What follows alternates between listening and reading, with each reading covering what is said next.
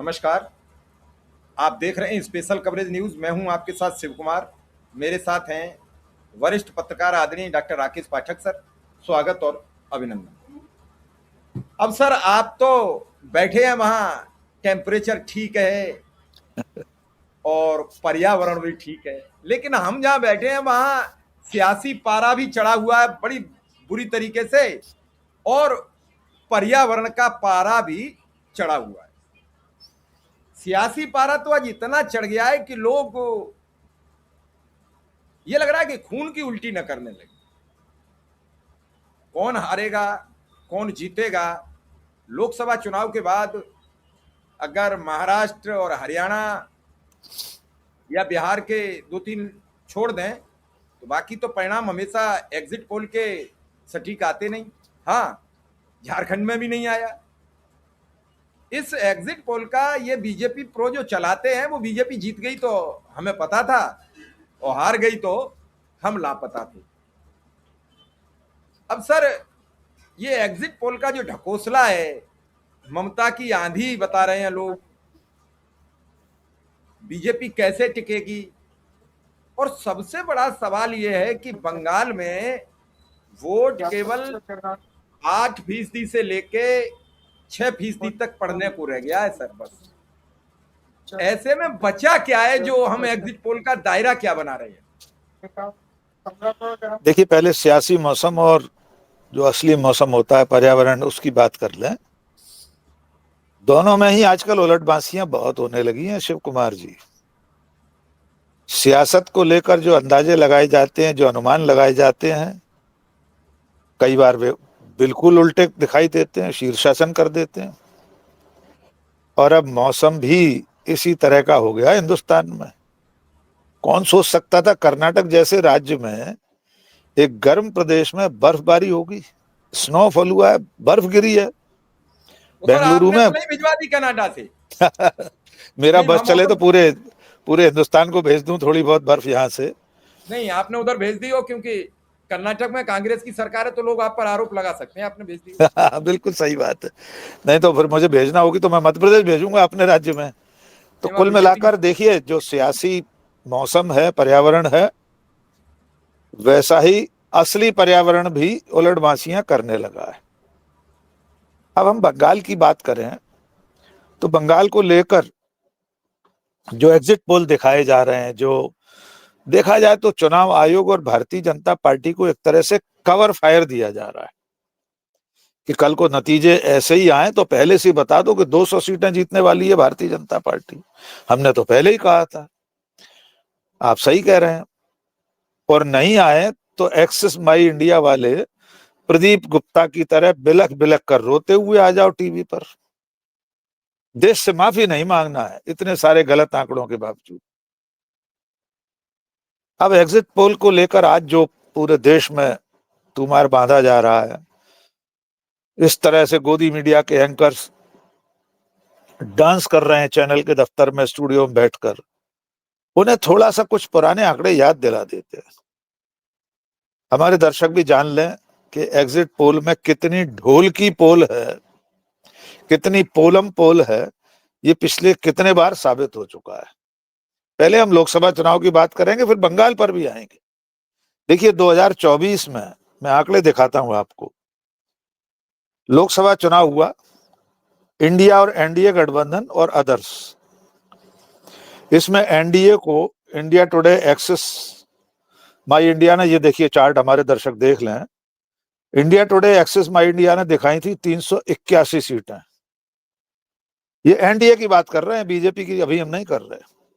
India को दिखाई थी इन्होंने 364, नहीं क्षमा कीजिए 149। इसके अलावा फिर आ जाता है न्यूज 18 364, न्यूज नेशन 360, बाकी 371, mark 359, TV 9 पोलस्ट्रेट 346, times now ETG 338, India TV CNX 386, जन की बात 377, न्यूज 24 टुडे 400, एबीसी सी वोटर 368। सीटें कितनी आई थी आपको अच्छी तरह पता है। बीजेपी खुद 240 पर सिमट कर रह गई थी। इंडिया गठबंधन को इन सब लोगों ने, किसी ने भी 150 के पार नहीं पहुंचाया था। आज की तारीख में कहां है देश को मालूम है। किसी ने माफी मांगी इन लोगों में से? एक्सेस माई इंडिया वाला 381 बता रहा था।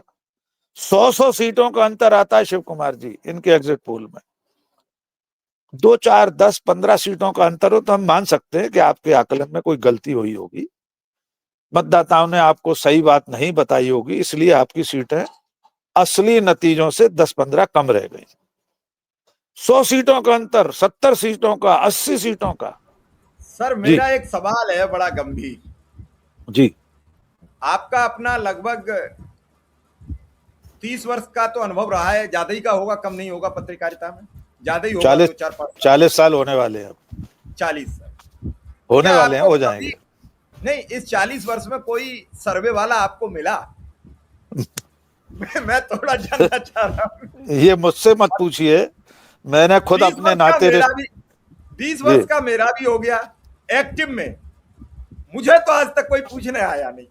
नहीं, पत्रकार छोड़िए, मतदाता बनने के बाद, वोटर बनने के बाद, हम पत्रकार 38-39 साल हो गए उसे छोड़ दीजिए।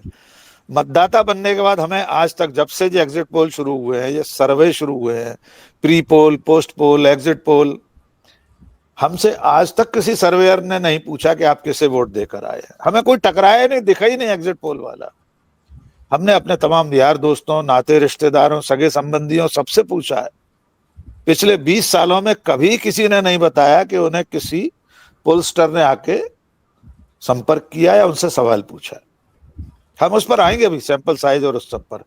अब बंगाल की चूंकि बात कर रहे हैं तो देख लेते हैं बंगाल में क्या हुआ था। बंगाल में 2021 के लोकसभा चुनाव में बीजेपी के सीटों की बात करेंगे। अब टीएमसी तो छोड़ ही देते हैं, 3 बार से सत्ता में है, वो क्या करेंगे उसके लिए। एबीपी न्यूज सी वोटर 109, 121 सीटें बंगाल में बीजेपी को। टुडे चाणक्य 97 से 119, पी मार्क 112, 132, टीवी 9 पोल स्ट्रेट 125, 135, इंडिया टुडे एक्सेस माई इंडिया, ये वही है प्रदीप गुप्ता, टसुए बाहर आए थे 2024 के लोकसभा के बाद, 400 सीटों का दावा किया था। 134, 160 इंडिया टीवी पीपुल्स प्लस 173, 192। ये आंकड़े नतीजों पर कहां टिके वो संख्या भी सुन लीजिए। कुल 77 सीटें 2021 में बीजेपी को बंगाल में मिली थी। सबने इससे दुगनी सीटें दी हैं, दुगनी, लगभग दुगनी सबने। 135, 132, 192, 160, दुगने से भी ज्यादा। पश्चिम बंगाल में ही, चूंकि अब बंगाल पर ही केंद्रित बात करेंगे, लोकसभा चुनाव में इन सब ने बीजेपी को, इन सारी कंपनी, इन सारी एजेंसियों और सारे चैनलों ने, बार बार उनके नाम क्या दोहराएं, लोकसभा की कुल सीटें दी थी 23 से 27, 26 से 31, 21 से 26, 24, 25 सीटें मिली बीजेपी को 12। अनुमान कितना दे रहे थे? दुगने से भी ज्यादा सीटों का। टीएमसी को जितनी सीटें दे रहे थे सारे चैनल और एजेंसियां, सर्वे वाले, 11 से 13, 11 से 14, 13 से 17 सीटें, उसकी आई 29। जो लोग 10 या 11 सीटें टीएमसी को दे रहे थे लोकसभा में 2024 में, उन्हें नहीं दिखाई दिया कि वहां की जनता दुगनी सीटें देने जा रही। कई चैनल्स के हिसाब से तो तिगनी हो गई। 2024 के लोकसभा को अभी 2 साल हुए।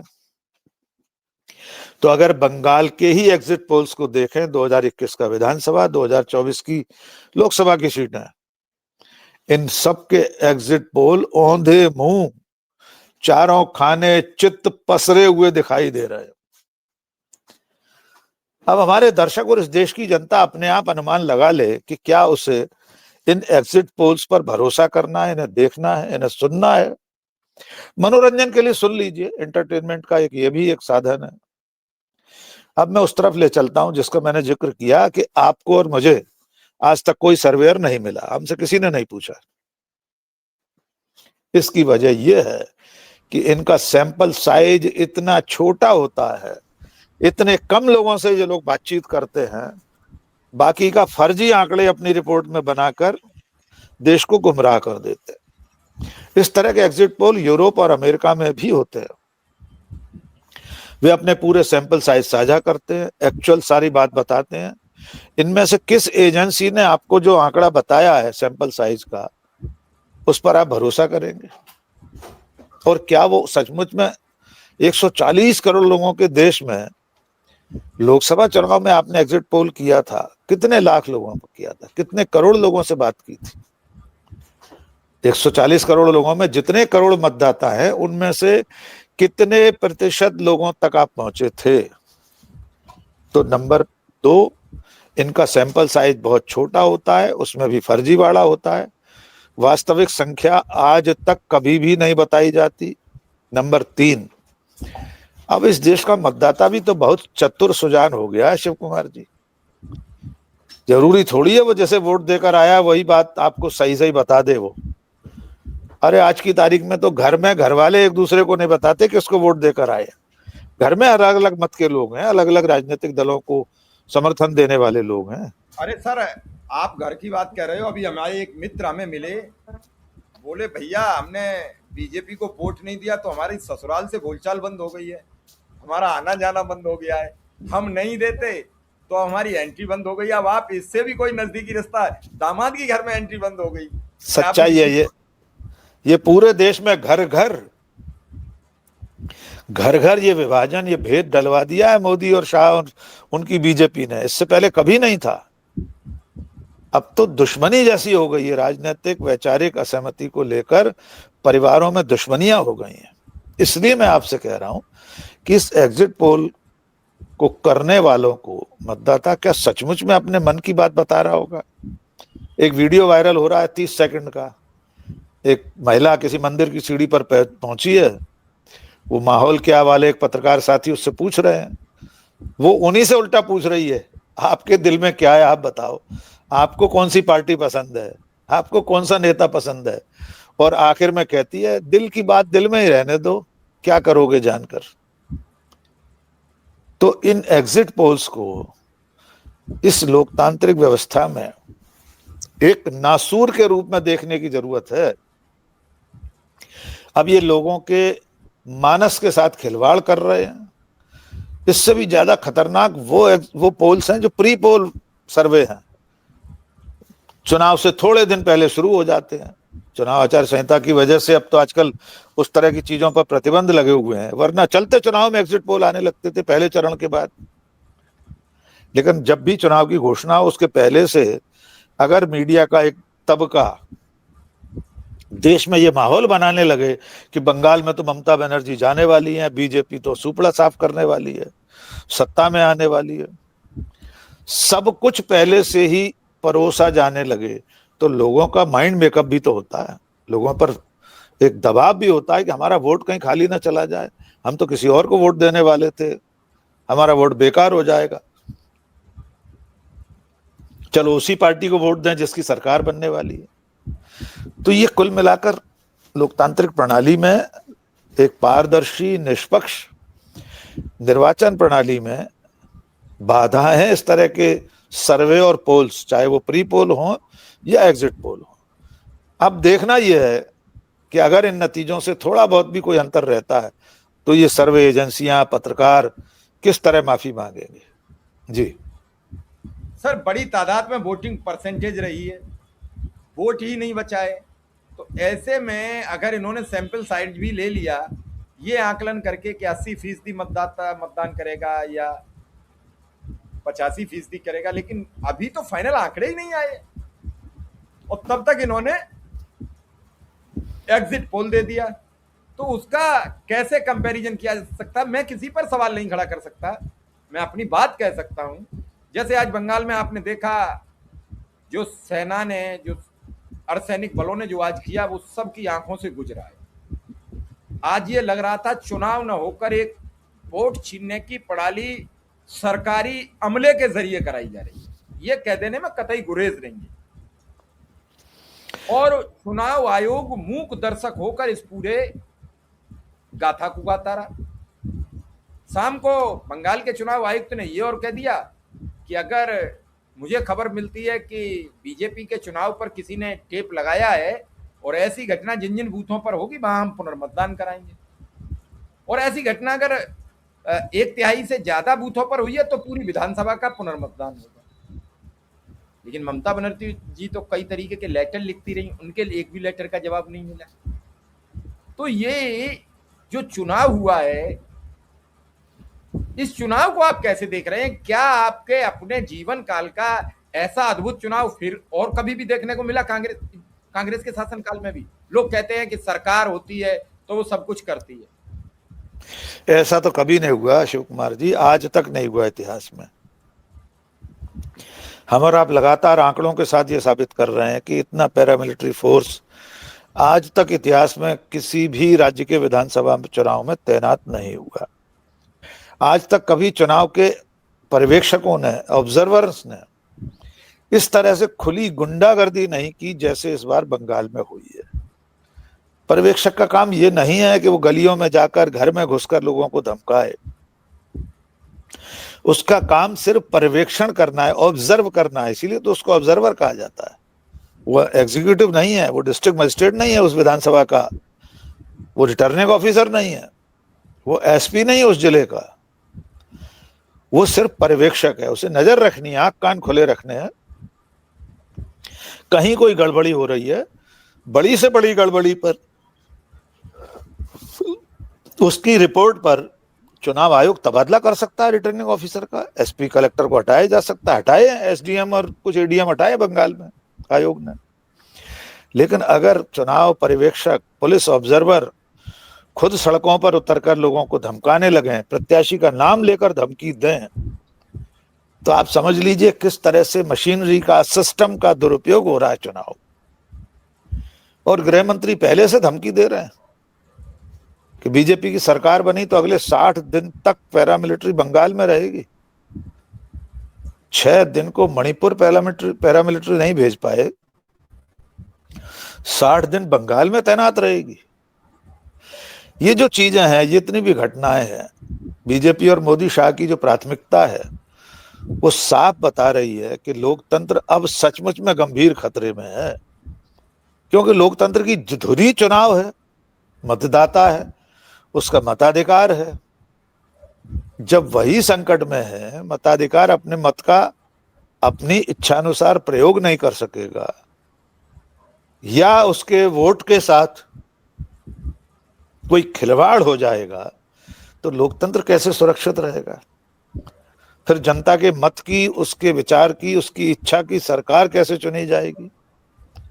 क्योंकि आयोग ने तो अब मतदाता चुन लिए हैं बजाय सरकार चुनने के। अब बीजेपी मतदाता चुन रही है कि ये हमारे वोटर हैं, यही वोट देंगे। जो हमें वोट नहीं देते या नहीं देंगे, ऐसी आशंका है, वे वोटर ही नहीं रहेंगे। तो ये चुनाव एक अलार्म है। बंगाल में जो कुछ हुआ, लोग लिख रहे हैं सोशल मीडिया पर। वो टीएमसी के अभिषेक बनर्जी ने शायद ट्वीट भी किया, उन्होंने बोला भी है कि राफेल और विमान वाहक पोतों की कमी रह गई बंगाल के चुनाव में, उसकी और तैनाती हो जाती। हमने उससे भी आगे की बात कही है। हमारा कहना यह है कि केंद्रीय चुनाव आयोग ने अमेरिका की सरकार से USS Gerald fort, USS Abraham Lincoln जैसे युद्धक जलपोत भी मांगे थे, F-35, F-15, F-18 भी मांगे थे। लेकिन डोनाल्ड ट्रंप ने कहा कि अभी हम थोड़ा सा ईरान युद्ध में व्यस्त हैं, हमारे जंगी पोत और बमवर्षक विमान, वरना हम बंगाल के चुनाव में इनको तैनात करवा देते। ये नौबत ला दी है सरकार और चुनाव आयोग ने। इसके बाद भी अगर चुनाव नहीं जीतते हैं तो फिर सोच लीजिए क्या बीतेगी मोदी और शाह पर। जी सर, सबसे बड़ी बात तो यहाँ ये है कि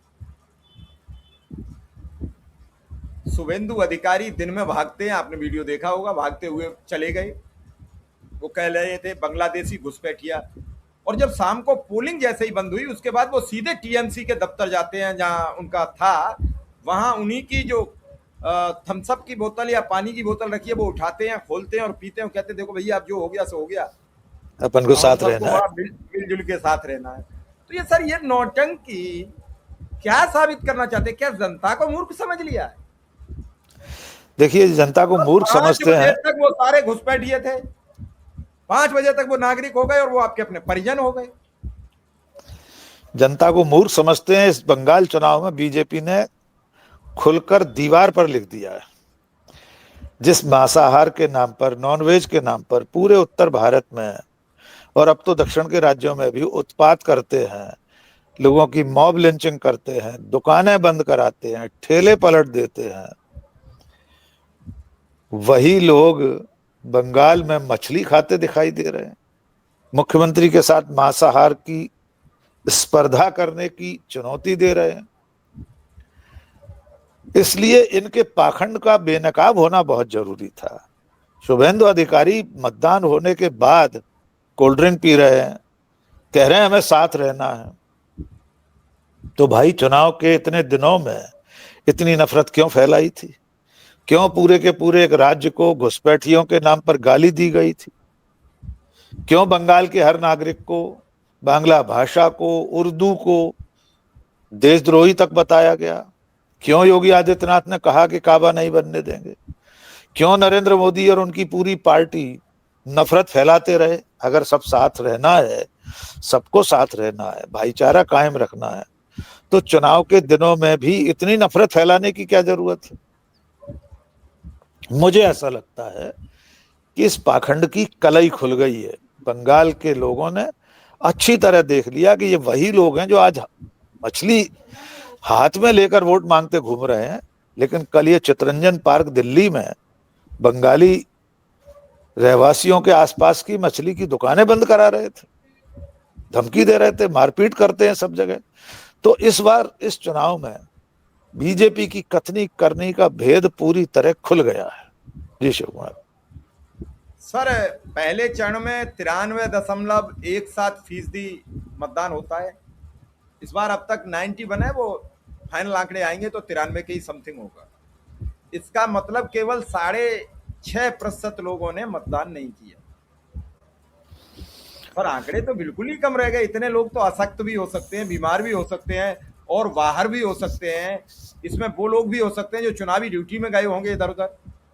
इसमें वो लोग भी होंगे जो सेना में भर्ती होंगे, इधर उधर होंगे, क्योंकि उनके मत तो डाक से आएंगे, तब पता लगेगा। आज का मतदान तो ये आज का है। देखिए, और अगर एक कुछ फीसदी डाक पत्र भी हो गए तो सर कहाँ चला गया मतदान? और उसके बावजूद भी ये एग्जिट पोल, मैं ये समझने का प्रयास आपसे कर रहा हूं, फिर ये जो एग्जिट पोल है ये कहाँ टिकेगा? देखिए, हो सकता है बहुत ज्यादा मतदान के पीछे एक तकनीकी वजह वो हो जो मैंने पिछली बार भी आपको बताई थी, कि चूंकि वहां बहुत बड़ी संख्या में वोट कटे हैं, तो एक एक मतदान केंद्र या एक विधानसभा क्षेत्र में कुल मत जितने पहले हुआ करते थे उसमें कमी आ गई है। तो जो कम हुए वोटों की संख्या है और अब जो बचे हुए हैं, तो स्वाभाविक तौर पर उसका प्रतिशत ज्यादा दिख रहा है। वो डेरेक ओब्रायन ने भी पूरा आंकड़ा रखा था, कई लोग कह चुके हैं उसके बारे में। फिर भी ज्यादा मतदान इस बात का भी संकेत है कि एसआईआर के जरिए लाखों लोगों के नाम काटने की जो कोशिश की गई है, तो जो बचे हुए लोग थे उन्होंने हिसाब चुकता करने के लिए वोट डाला हो सकता है उसकी वजह से लोग ज्यादा चेतना में आ गए हों, ज्यादा जागरूक हो गए हों कि हमारा वोट न कट जाए, इसलिए इस बार भी वोट डाल दो। वो जो वोट न डालने का एक मानस होता है, एक आलस्य होता है, उसे छोड़कर इसलिए भी ये वोट डालने की गिनती ज्यादा हो गई हो कि कहीं ऐसा नहीं हो कि इस बार हमने वोट नहीं डाला तो हमेशा के लिए हमारा नाम कट जाए। लेकिन इस ज्यादा वोट को बीजेपी की आमद के रूप में जो लोग देख रहे हैं, उनका क्या आधार है हम नहीं जानते। ज्यादा वोट इसलिए भी हो सकता है कि ममता की सत्ता को कायम रखना है, ज्यादा वोट इसलिए भी हो सकता है कि उन्हें सत्ता से उखाड़ फेंकना है। लेकिन इसके लिए इस तरह के फर्जी एग्जिट पोल्स पर भरोसा करना ठीक नहीं है। इसकी बजाय अब जनता के फैसले का इंतजार कीजिए। 4 दिन की बात है, 4 मई को गिनती शुरू होगी। सबके सामने आ जाएगा कि बंगाल या बाकी के 4 राज्यों की जनता ने क्या फैसला किया है। जी। तो सर अब अंतिम बस इस पर पूरा जो हमारी बातचीत हुई उसका सार क्या है, क्या सार कह रहे हैं? क्यों सीटों के आंकड़े पर हम नहीं बात करते हैं, और सीटें तो देखिए 4 बनी करी, लेकिन एक जी, आंकड़ा होता है। देखिए आंकड़ों का दावा तो हम नहीं करेंगे क्योंकि हम एक तो ग्राउंड पर नहीं है वहां, लेकिन जिस तरह से लोगों से बात होती है, जो लोग फील्ड में गए हैं, ऐसे पत्रकार जो जनता के बीच में जाकर बातचीत कर रहे हैं, बीजेपी की बेचैनी, उसके हदें पार करके चुनाव जीतने के प्रयास, दूसरी तरफ ममता बनर्जी का आत्मविश्वास, उनकी पूरी जो टीम है, महुआ मोइत्रा, सयानी घोष, शताब्दी राय, अभिषेक बनर्जी या बाकी जो भी लोग हों, जब आप दोनों को पलड़े में खड़ा करके देखेंगे तो ऐसा लगता है कि जितना बीजेपी की बढ़त बताई जा रही है शायद उतनी न हो।